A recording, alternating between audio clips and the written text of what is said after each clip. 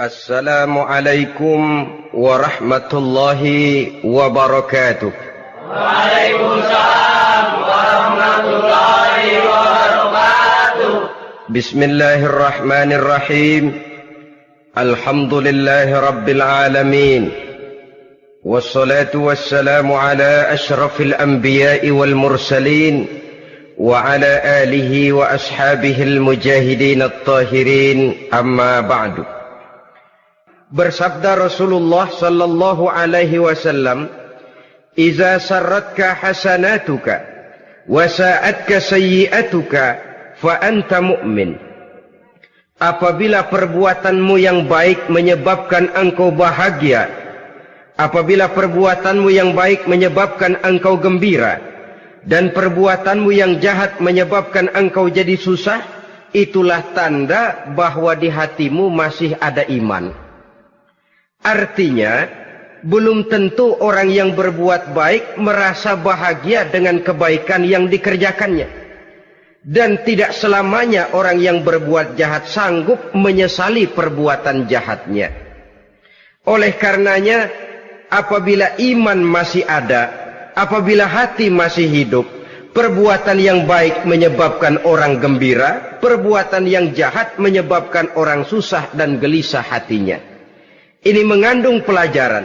Sekali kita berbuat baik, jangan sekali-kali menyesali kebaikan itu. Sebaliknya, satu kali kita melakukan kesalahan, hendaknya selalu menyesalinya. Kadang-kadang dalam kehidupan, karena orang tempat kita berbuat baik itu rupanya membalas air susu dengan air tuba, kita lalu menyesali kebaikan. Lahirlah kata-kata, "Nyesal saya nolong dia."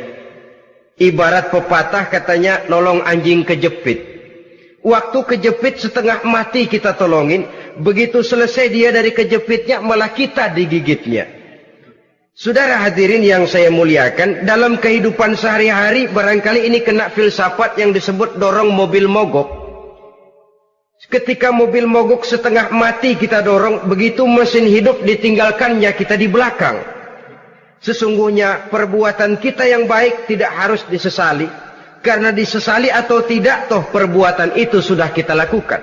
Dan penyesalan atas segala kebaikan hanya akan mengurangi nilai pahala kebaikan itu sendiri. Berbahagialah apabila berbuat baik, walaupun orang yang kita melakukan kebaikan membalasnya dengan kejahatan. Menyesalah apabila berbuat kesalahan, apabila melakukan dosa, karena itu pertanda nilai iman yang masih hidup dalam jiwa kita.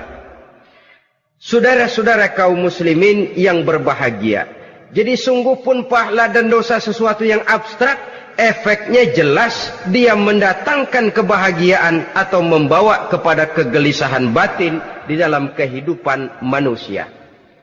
Orang di zaman materialis kurang terangsang berbuat pahala dan terdorong melakukan dosa. Kenapa? Karena pahala tidak kelihatan, dosa tidak nampak. Kalau pahala kelihatan, barangkali nggak kuat kita mikul pahala.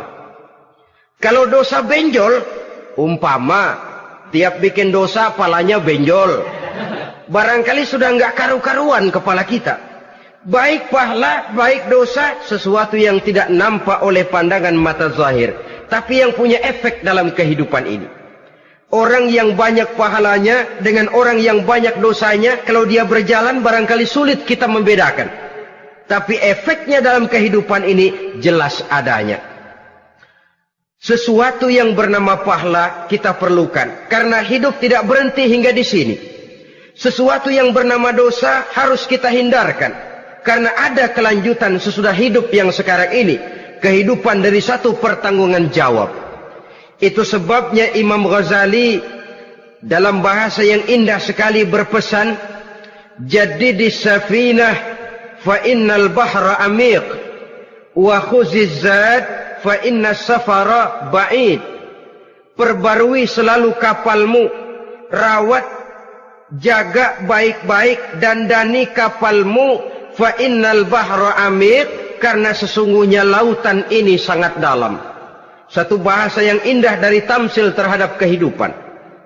Perbaiki kapalmu karena lautan ini sangat dalam. Artinya, jaga baik-baik hatimu. Pelihara iman dan keyakinanmu, karena hidup ini bagaikan gelombang lautan. Tempo-tempo air tenang, tempo-tempo ombak menggila dan menggunung. Jaga iman baik-baik karena hidup penuh dengan cobaan dan ujian. Itu maksudnya. Wa khuziz zad fa inna safara ba'id. Dan bawa bekal yang banyak karena perjalanan hidup ini sangat panjang. Perjalanan ini sangat jauh. Kita kalau pergi keluar kota tentu saja membawa bekal. Makin jauh kota yang akan kita tuju, makin banyak bekal yang harus kita bawa. Alangkah sengsaranya manusia apabila dia akan pergi ke satu kota yang jauh, modalnya cuma nekat. Bagaimana nanti di sana sajalah. Tidak membawa bekal sebagaimana yang sewajarnya. Hal yang semacam ini senangnya sih belum tentu, keblangsak dan susahnya sudah kebayang. Itu dalam kehidupan di dunia ini. Bagaimana kalau sudah bicara tentang kehidupan yang akan datang? Karena sesungguhnya hidup ini merupakan satu perjalanan yang sangat panjang. Sejak kita tinggal di alam arwah, pada saat jasad belum lagi diciptakan Allah, ruh sudah diciptakannya lebih dahulu. Sampai kemudian kita pindah ke alam rahim, alam kandungan ibu. Untuk kemudian berpindah kepada kehidupan dunia. Dari dunia ini kita pindah ke alam barzakh. Di sana tinggal kita 100 tahun mungkin, 100.000 tahun mungkin, 1 juta tahun mungkin, menunggu saat datangnya kiamat. Lalu dari alam barzakh pindah kita ke alam akhirat. Satu perjalanan yang sangat panjang. Alangkah malangnya, alangkah sengsaranya, jika tahu kita begitu panjangnya perjalanan hidup ini, tidak ada bekal yang kita bawa. Artinya kesengsaraan, kesulitan yang bertali-tali sudah jelas akan menimpa kita. Kalau pergi kita keluar kota membawa bekal uang, membawa bekal makanan, apa bekal yang mesti kita bawa? Apabila kita kembali ke alam barzakh, kembali ke alam kubur, berkumpul di padang mahsyar di akhirat nanti, nasi yang mau kita bawa, uang yang mau kita bawa, tentu tidak lagi. Karena kehidupan materialis selesai di atas liang lahat. Bila masuk kita ke liang lahat, disitulah pahala dan dosa memegang peranan yang sangat penting. Maka pada pertemuan malam ini, kita akan bicara tentang pahala dan dosa itu. Saudara-saudara kaum muslimin rahimakumullah. Yang dinamakan pahala, kata Imam Ali Al-Jurjani dalam kitab At-Ta'rifatnya, ma yastahiqqu bihi ar-rahmatu wal maghfiratu minallahi ta'ala. Sesuatu yang pelaksananya berhak untuk mendapat rahmah dan ampunan dari Allah. Dengan kata lain, nilai pahala adalah akibat dari perbuatan-perbuatan di dalam melaksanakan perintah dan anjuran yang ada di dalam kehidupan agama. Apabila perintah dan anjuran kita laksanakan, nilai pahala itu lalu datang.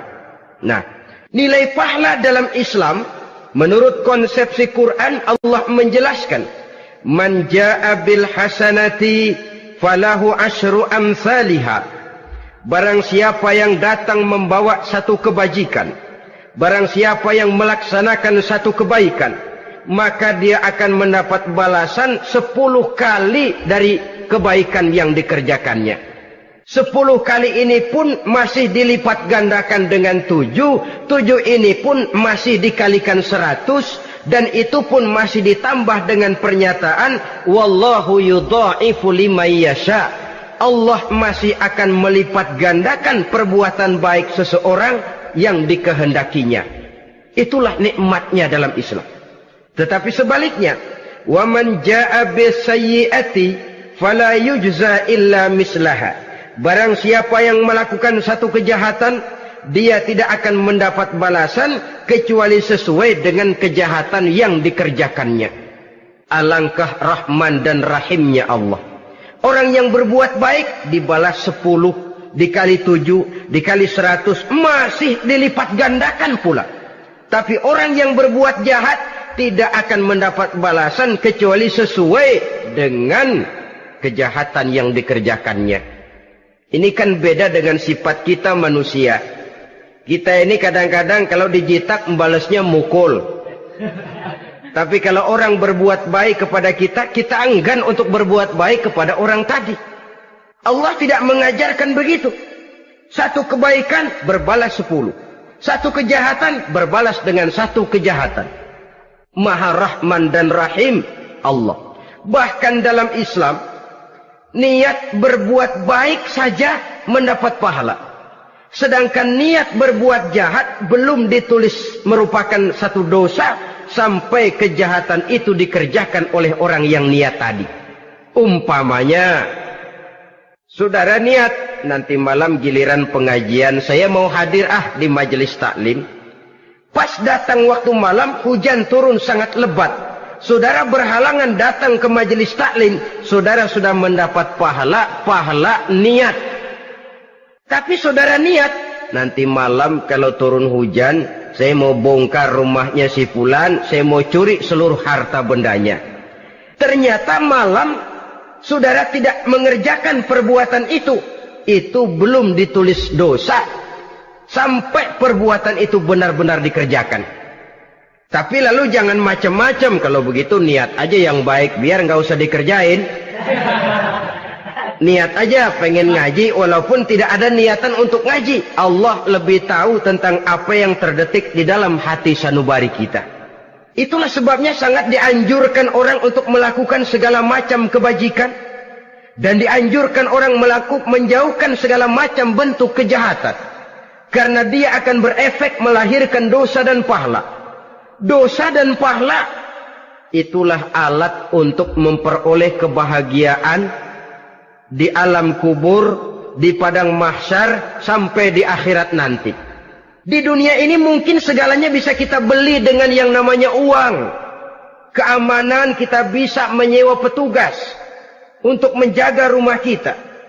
Kendaraan yang mewah bisa kita beli. Udara yang sejuk bisa kita ciptakan. Siapa banyak uang, dia raja. Mungkin itu di dunia. Tapi bisa apa uang kalau kita sudah masuk ke alam kubur? Bisakah munkar nakir kita sogok? Udah karkir, jangan nanya nih, cepet. Bisakah malaikat azab menyingkir dengan uang semir? Ternyata tidak. Untuk memperoleh kebahagiaan di sana, nilai pahala. Kesengsaraan akan kita dapat kalau kita banyak menumpuk dosa. Oleh karena itu jangan beranggapan, pahala nggak kelihatan, dosa juga nggak kelihatan, biarin saja. Yang tidak kelihatan ini pada waktunya akan memegang peranan yang sangat penting. Tapi tidak cuma untuk menghadapi hidup di situ, kita lalu harus berbuat baik dan meninggalkan yang jahat. Terutama juga di dunia ini. Toh pepatah bilang gajah mati meninggalkan gading, harimau mati meninggalkan belang. Apa yang akan kita tinggalkan setelah kita mati?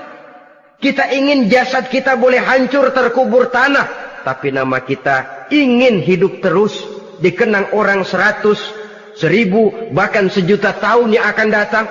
Ditulis orang dengan tinta emas dalam sejarah, tercatat kita sebagai orang baik-baik.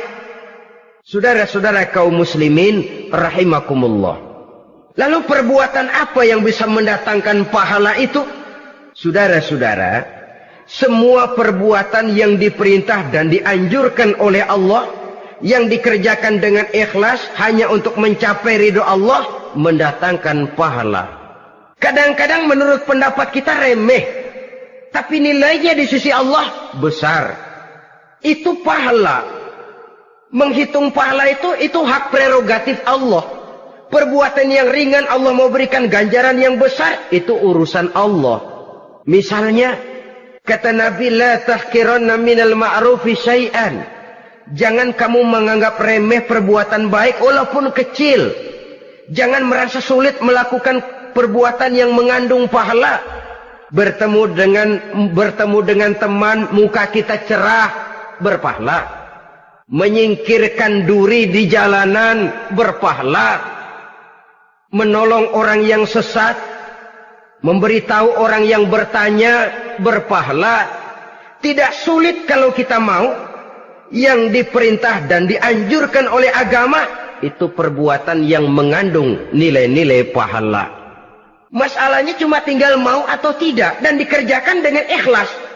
Bertemu teman mukanya cerah, pahala. Menyingkirkan duri di jalanan, pahala.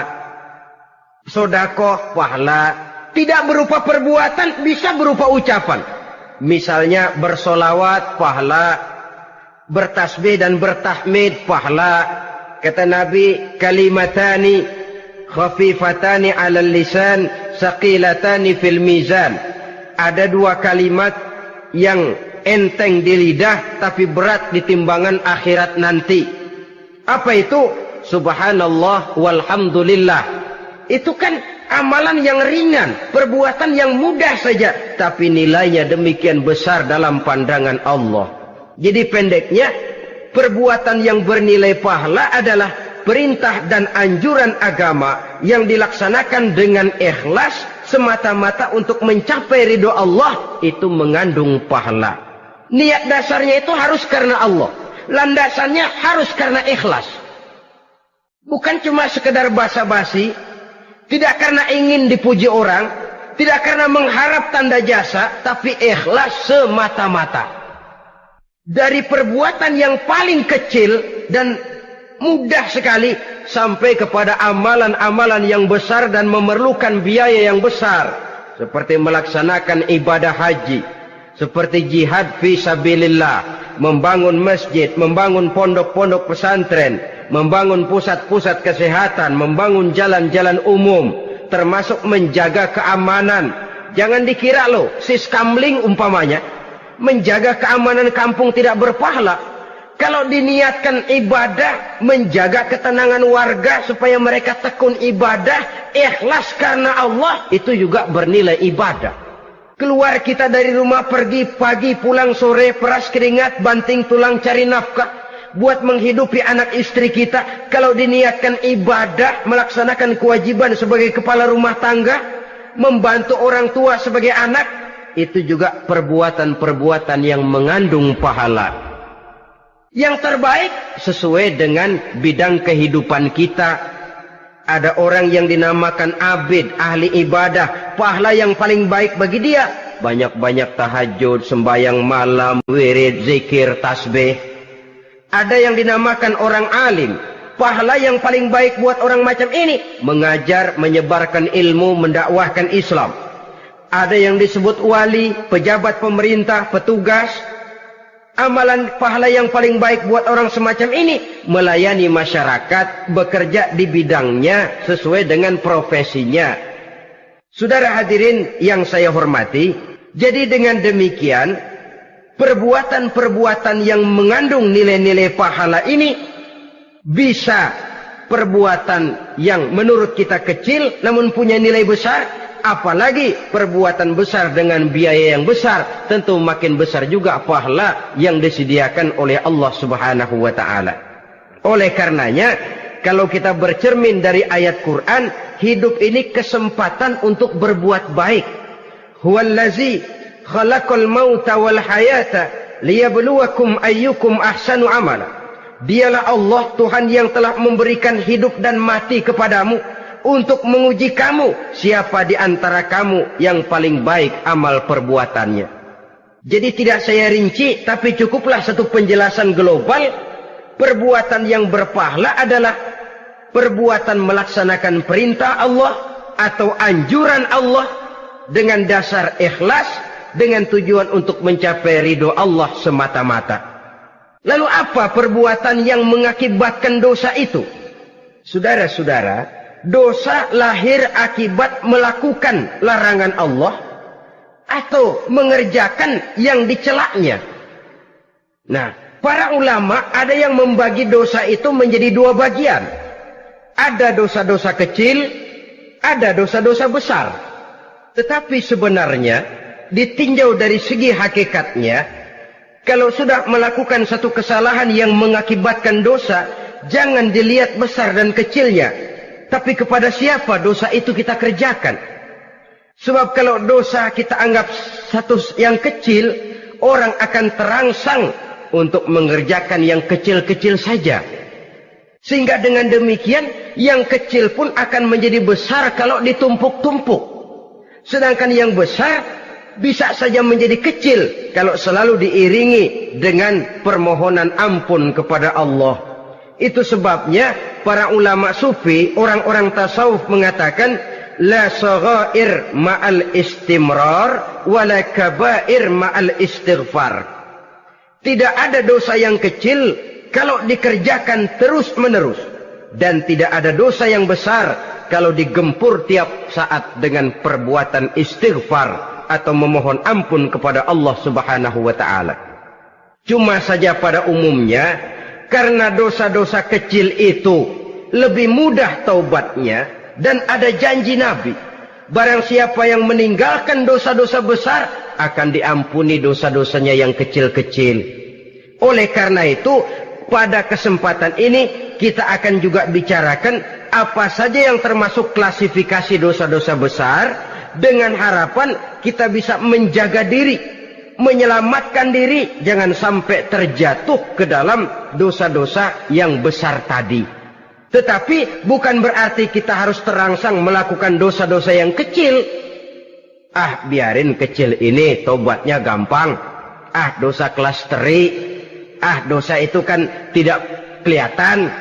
Lalu terangsang melakukan perbuatan dosa-dosa walaupun kecil. Kalau berlarut terus-menerus, dia akan tumbuh menjadi dosa yang besar.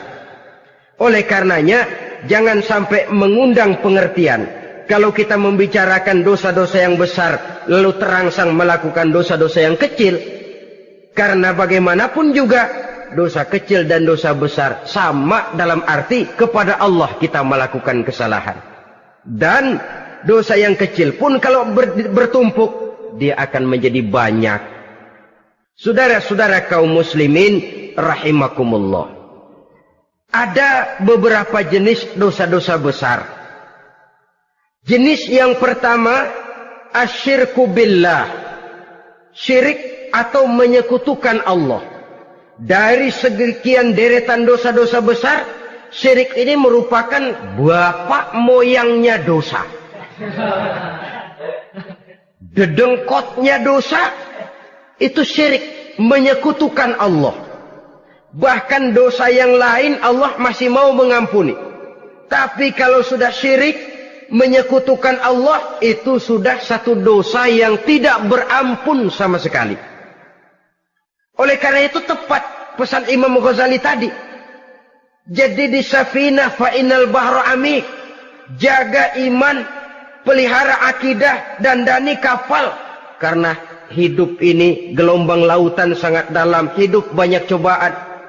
Di dalam hidup di zaman sekarang ini, saudara bisa perhatikan, di mana tensi ekonomi tinggi, lapangan kerja sulit, persaingan hidup makin tajam, sifat egois dan individualis tumbuh di mana-mana, rasa solidaritas sosial menurun, sifat gotong royong musnah, orang mudah potong kompas, potong jalan, ingin cepat kaya, ingin cepat naik pangkat, ingin dapat kedudukan.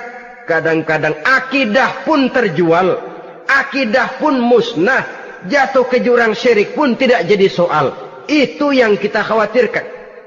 Kalau dosa-dosa yang lain Allah masih mau mengampuni, tapi kalau sudah jatuh kepada syirik, Allah sama sekali tidak akan memberikan ampun. Dalam kaitan dengan ini barangkali tepat sinyalemen Imam Ali itu. Andai kata kemiskinan merupakan satu kepribadian, saya akan membunuhnya lebih dahulu.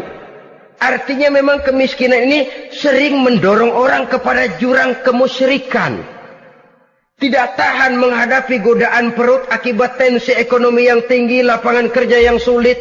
Iman pun jadilah ditukar dengan 3 liter beras.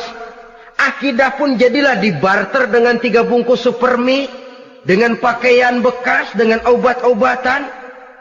Tidak jadi soal baginya mengejar kebahagiaan yang relatif singkat dengan mengorbankan kebahagiaan yang abadi. Persis ibarat pepatah, nyari jarum kampak hilang. Mencari sesuatu yang kecil, yang besar jadi sia-sia.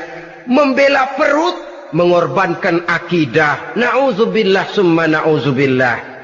Saudara-saudara kaum muslimin rahimakumullah. Ini fakta. Ini kenyataan. Dan hal semacam ini tidak bisa diatasi cuma dengan ceramah, simposium, diskusi, seminar. Apalagi Nabi berpesan, solahu ummati bil ilmi wal mal. Umatku hanya bisa menjadi baik akidahnya dengan ilmu dan harta. Itu bahasa Nabi. Kalau bahasa kita sekarang, dengan ekonomi dan pendidikan. Ilmu, pendidikan, ekonomi, harta. Tanpa itu sangat besar kemungkinan kita bisa menjual akidah terjerumus di lembah kemusyrikan. Maka terutama kepada saudara-saudara saya, muslimin yang terpencil jauh dari kota-kota besar, yang kadang dalam kehidupan seharinya imannya sering digoda oleh supermi, akidahnya sering ditantang oleh pembagian beras, pakaian-pakaian bekas, obat-obatan dan sebagainya. Jaga dan bentengi akidah kita. Lebih baik nyawa berpisah dari badan, asal iman jangan berpisah dari hati. Kepada adik-adik saya para remaja, para pemuda di kota-kota besar, yang iman dan akidahnya sering ditantang dengan minuman-minuman keras, fasilitas-fasilitas yang menghanyutkan, yang secara terarah dan praktis sedikit demi sedikit menggiring kita untuk keluar dari nilai-nilai akidah. Hati-hati, jaga baik-baik, sebab intan paling mahal, mutiara paling berharga, tidak lain nilai iman ini. Tergelincir kita daripadanya, jatuh ke lembah kemusyrikan, jatuh ke satu dosa yang teramat besar, yang Allah tidak akan pernah memberikan ampun lagi. Ini dosa besar yang pertama. Yang kedua, qatlun nafsi illa bil haq. Membunuh orang tanpa alasan yang benar.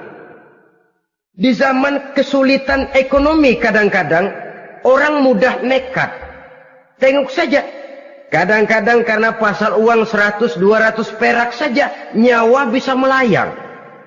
Kadang-kadang karena urusan yang remeh, salah omong, salah ambil, salah ucap, salah pegang, nyawa bisa jadi melayang. Alangkah murahnya nyawa, seakan-akan kita yang punya. Padahal nyawa itu hak milik Allah.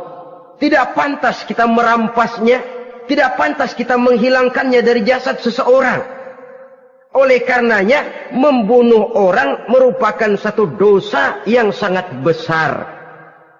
Jangankan kepada orang yang seakidah, orang yang lain akidah saja pun, kalau dia hidup berdamai, rukun, berdampingan, kita harus melindungi. Apatah lagi teman seakidah sendiri. Saudara-saudara kaum muslimin rahimakumullah. Pantas kalau Nabi menyatakan, apabila dua orang Islam sudah saling berkelahi, berbunuh-bunuhan, al-qatil wal maqtul finnar. Yang membunuh dan yang dibunuh, dua-duanya sama-sama masuk neraka. Sahabat heran, ya Rasul, kalau yang membunuh masuk neraka sih wajar, tapi yang terbunuh kok neraka juga, kenapa? Kata Rasul, sebenarnya dia juga cuma sudah niat untuk membunuh, cuma keduluan saja. Andai kata dia tidak terbunuh, tentu dia yang akan membunuh. Saudara-saudara kaum muslimin rahimakumullah. Islam sesuai dengan namanya adalah agama damai. Kita tidak boleh mencari-cari musuh. Walaupun tidak boleh lari kalau bertemu musuh. Oleh karenanya, pantang seorang muslim menimbulkan benih keonaran menjadi biang kerok buat lingkungannya. Sesuai dengan namanya, seorang muslim adalah seorang yang dalam hidup senantiasa berusaha menebarkan salam, menebarkan kedamaian, ketenangan dan ketentraman. Dengan prinsip musuh jangan dicari, bertemu pun jangan lari. Yang ketiga, termasuk dalam kelompok dosa besar ini, syurbul khamr, meminum minuman keras. Termasuk di dalam kata khamr ini ganja, morfin, narkotik. Sebab apa? Jenis minuman semacam itu tidak hanya merusak keadaan sekarang, tapi sekaligus merusak kehidupan yang akan datang. Kalau itu jatuh di tangan generasi muda, artinya kan merusak kehidupan masa depan daripada suatu bangsa. Karena apa? Remaja dan pemuda merupakan bentuk miniatur daripada kehidupan bangsa. Akan bagaimana warna umat Islam di Indonesia. Bahkan akan bagaimana warna Indonesia 30, 40, 50 tahun yang akan datang. Remaja sekarang jawabannya. Kalau remaja kita sekarang ini kerjanya cuma bisa nyekek botol, insya Allah bangsa Indonesia 30-40 tahun yang akan datang akan tumbuh menjadi bangsa teler. Tidak banyak yang bisa kita harapkan. Remaja adalah gambaran masa depan dari satu bangsa, dari satu umat. Dan remaja itu di dalam dirinya secara fitrah terkumpul semua bakat, terdapat semua kemungkinan.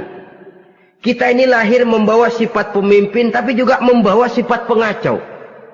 Kita ini ada bakat jadi orang jujur, ada bakat jadi pengkhianat. Kita ini ada bakat menjadi orang baik-baik, kita juga punya bakat jadi biang kerok. Kita kemungkinan bisa jadi pemimpin bangsa, tapi juga bisa menjadi pemimpin bangsat. Nanti lingkungan dan pendidikan akan menumbuhkan, membentuk mana yang tumbuh lebih subur. Kalau lingkungan dan pendidikannya lebih banyak bercerita tentang kejujuran, maka nilai kejujuran yang akan tumbuh lebih banyak dalam jiwanya. Dan insya Allah diharapkan dia akan menjadi manusia yang jujur di kelak kemudian hari nanti. Dan masalah minuman keras ini sebenarnya berkait. Kita tidak bisa cuma menyalahkan remaja saja, menyalahkan pemuda saja, karena bagaimanapun masalahnya kompleks.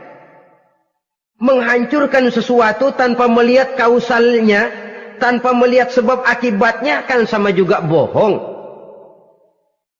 Kemungkinan karena broken home, kemungkinan karena pergaulan, kemungkinan karena kurang perhatian orang tua, kemungkinan karena akibat bacaan, tontonan, atau fasilitas berupa dibukanya pabrik-pabrik minuman keras, dijualnya minuman-minuman keras, di warung-warung yang remang-remang, yang memberikan kenikmatan, kebahagiaan, dan kebanggaan tersendiri, sehingga akhirnya orang terangsang untuk datang dan minum di sana.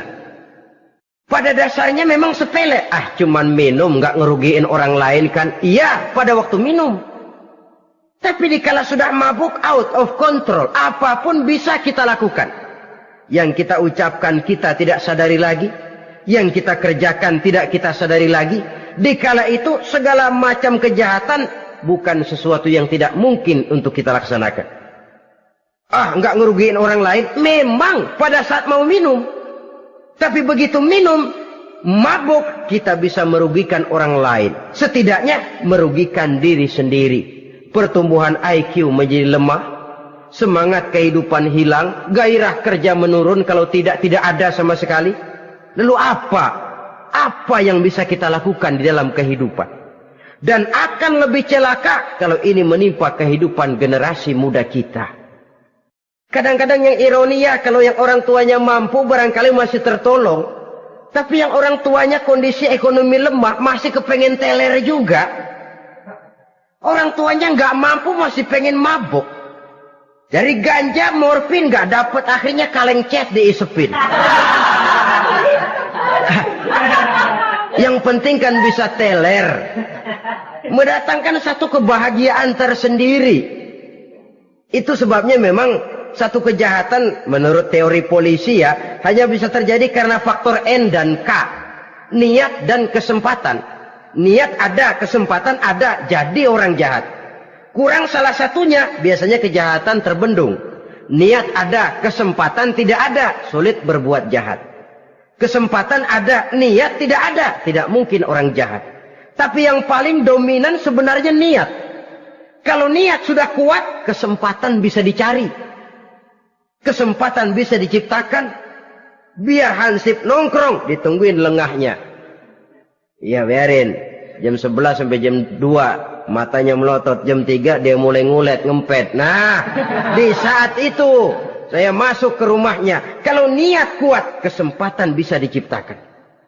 Dan kalau sudah niat, ini masalah hati. Kalau sudah masalah hati, menyangkut soal moral. Moral artinya sudah masuk kepada kehidupan agama. Saudara-saudara kaum muslimin rahimakumullah. Yang keempat yang termasuk jenis dosa besar, az-zina, perbuatan zina. Di zaman pergaulan bebas dengan prinsip free love, free sex ini, tengok sudah berapa banyak gadis-gadis bergelimpangan jadi korban. Berapa banyak bayi-bayi yang lahir ke dunia tanpa tahu kemana dia mesti memanggil bapak. Apakah deretan jumlah korban ini masih harus bertambah lagi? Paling tidak, biarlah yang sudah jadi korban, tapi jangan bertambah lagi hendaknya. Masing-masing kita berupaya menahan diri. Termasuk dalam kategori zina ini, yang merupakan cabang-cabangnya, liwat, homoseks, lesbian, masturbasi. Bahkan masturbasi itu termasuk jenis zina tangan. Dan itu juga merupakan satu dosa. Di samping dosa juga merusak diri. Karena bagaimanapun juga dia akan mengurangi kemampuan daya pikir seseorang. Maka agama memberikan jalan keluar. Pesan Nabi, ya ma'syara syabab, man istata'a minkumul ba'at falyatazawwaj. Hai para pemuda, kata Nabi, barang siapa di antara kamu yang sudah bisa ba'at, yang sudah mampu ba'at. Ba'at itu artinya memberikan nafkah. Baik nafkah zahir maupun nafkah batin. Falyatazawwaj, maka hendaklah dia kawin. Jadi yang maksud ba'at ini, ya nafkah zahir, ya nafkah batin.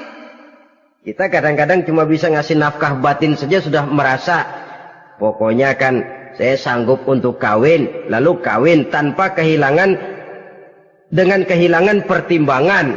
Saudara-saudara, wa in lam yastati', adapun kalau dia belum mampu, fa'alaihi bisyam, hendaknya dia banyak puasa.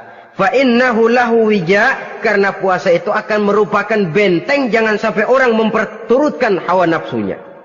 Andai kata puasa belum hobi, banyaklah olahraga para pemuda, para remaja. Karena dengan olahraga, pemikiran untuk memperturutkan hawa nafsu agak sedikit terkendali dan energi tersalurkan dalam bentuk yang positif. Pendeknya kreatif, banyak kegiatan. Ini pesan Imam Syafi'i tepat itu. Kata beliau, inni ra'aitu wuqufal ma'i yufsiduh, insala toba wa illam yajri lam yatib. Aku melihat air kalau diam rusak, tapi kalau dia mengalir jernih. Air kalau ngendap, nggak ngalir, nyamuk nyarang di situ, bisa jadi sumber penyakit. Manusia hidup begitu. Kalau nggak punya kegiatan, nggak kreatif, kerjanya cuma delohom, ayam-ayam, akhirnya jadi ngerusak. Ngomongin orang, si Ano ngapa? Ano. Kebangetan nggak ngapa-ngapain, orang aja dipontenin. Orang diomongin, lahirlah namimah, lahirlah ribah. Saudara-saudara, air itu kalau ngendap ada aja yang nyarang. Tapi kalau dia ngalir, orang ada kesibukan, insya Allah dia tidak akan jatuh kepada sesuatu yang bisa mengundang dosa. Isilah waktu dengan hal-hal yang bermanfaat. Karena hidup ini singkat dan tidak berjalan mundur ke belakang. Mundur hancur, berhenti diinjak orang. Sekali melangkah, jangan surut mundur ke belakang. Homoseks, terlepas dari penyakit kejiwaan. Sekarang ini kan sudah ada persatuan kaum gay katanya. Meminta perlakuan yang sama dan agar dibolehkan kawin sesama mereka. Secara manusiawi boleh, secara manusiawi kita hargai mereka. Tapi dari kacamata agama ini jelas merupakan penyimpangan. Dan penyimpangan merupakan suatu dosa. Terlepas dari pertimbangan manusiawi. Jangan karena terlalu memperturutkan suara manusiawi lalu kita mengesampingkan agama. Termasuk lesbian, wadon karo wadon. Kalau homo itu kan lanang karo lanang katanya. Saudara-saudara kaum muslimin rahimakumullah, ini bukan penyakit baru. Liwat, homoseks sudah dikenal dari zamannya Nabi Lut. Laki dengan laki. Lesbian dari zaman istrinya Nabi Lut. Terlepas dari penyakit kejiwaan, dari segi agama, ini merupakan penyimpangan dan merupakan dosa yang besar. Yang kelima, yang termasuk jajaran dosa kelas kakap, qazful mu'minina wal mu'minat, menuduh orang mukmin yang baik-baik, laki atau perempuan, melakukan perbuatan zina sehingga hancur namanya di masyarakat. Ini merupakan satu perbuatan dosa yang sangat besar dan sangat dimurkai oleh Allah. Saudara-saudara kaum muslimin rahimakumullah. Oleh sebab itu tentang masalah ini, kalau memang tidak ada saksi, jangan sembarang kita enteng lidah menuduh orang lain berbuat zina, menuduh orang lain berbuat serong. Dosanya kelewat besar di dalam kehidupan. Karena apa? Mencari harga diri itu berat. Memelihara kehormatan diri jauh lebih berat. Satu kali orang dihancurkan namanya di masyarakat, dia akan terisolir jadinya. Oleh karenanya, berlindung kita kepada Allah, jangan sampailah dihinggapi oleh sifat ini. Karena sentimen kita kepada seseorang, karena hasad kita kepada seseorang, tidak senang melihat orang lain lebih maju, lalu lidah ini seenaknya saja mengucapkan kata. Padahal sanksi dan resikonya sangat besar. Yang kita tuduh barangkali mendapat pahala dari Allah. Kita sendiri yang menuduh tanpa saksi, tanpa alasan yang benar, mendapat dosa yang sangat besar. Saudara-saudara, memang kadang-kadang aneh dalam hidup ini. Seorang pelacur biasanya bisa menjaga mulutnya di masyarakat. Kata-katanya baik, sopan. Kenapa? Karena mulut yang satu sudah tidak terjaga.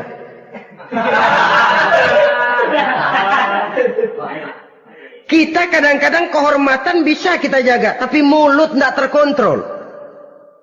Ngomong saenake dhewe, bikin orang mangkel, kesal, fitnah sana, fitnah sini, menghancurkan nama baik orang, ngomongin yang macam-macam. Bagai-bagai macamlah caranya. Saudara-saudara kaum muslimin yang berbahagia. Jadi dengan demikian, menuduh orang lain berbuat zina, sedangkan orang itu tidak pernah melakukannya, ini termasuk satu dosa yang sangat besar di dalam kehidupan ini. Yang keenam, al-'aqu bil walidain, durhaka kepada ibu bapak. Seorang anak, bagaimanapun banyak nilai ibadahnya, banyak kebaikan di masyarakat, menyandang berbagai macam gelar, pangkat dan jabatannya tinggi, tapi kalau sudah durhaka kepada kedua orang tuanya, alamat hidup tidak lagi membawa keberkahan.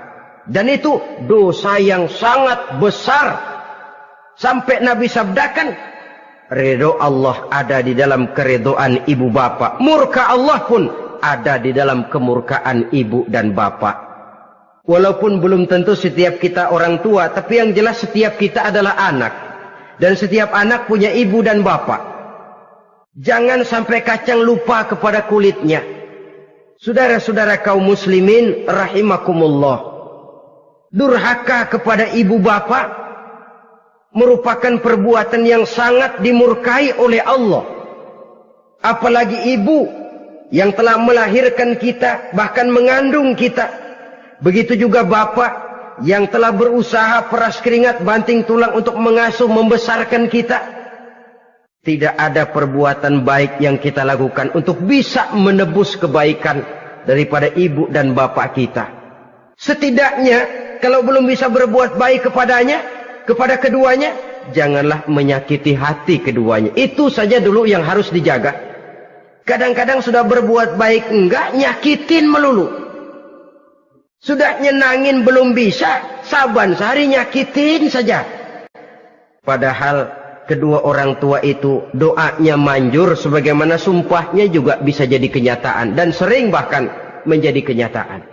Sampai ibu bapak sudah wafat, sudah meninggal sekalipun, kewajiban berbakti masih harus terus dilakukan oleh seorang anak.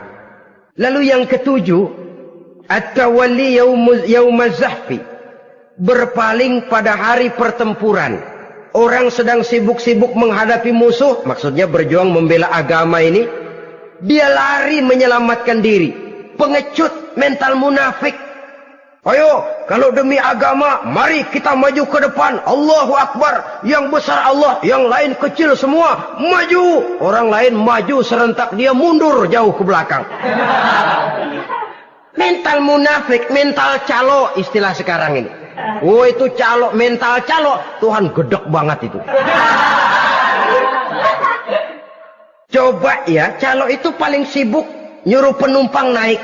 Tapi sementara penumpang naik sampai ke tempat tujuan masing-masing, calonya nggak kemana-mana, diem aja di situ. Cuma orang aja disuruh naik. Saudara-saudara, kerja bakti, orang turun kecomberan, dia naik ke tempat tidur. Mundur di hari pertempuran, menyebabkan orang lain gugur, dia sendiri menyelamatkan diri. Mental pengecut, mental munafik, itu merupakan dosa yang sangat besar.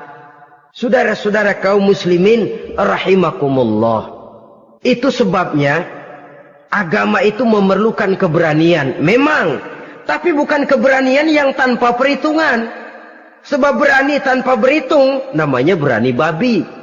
Kita berani kalau benar, kita harus takut kalau salah. Jangan dibalik. Salah berani, nekat namanya. Benar takut, pengecut namanya. Orang yang pengecut adalah orang yang takut membela kebenaran. Orang yang nekat sesungguhnya udah salah nggak malu lagi. Udah salah nekat lagi.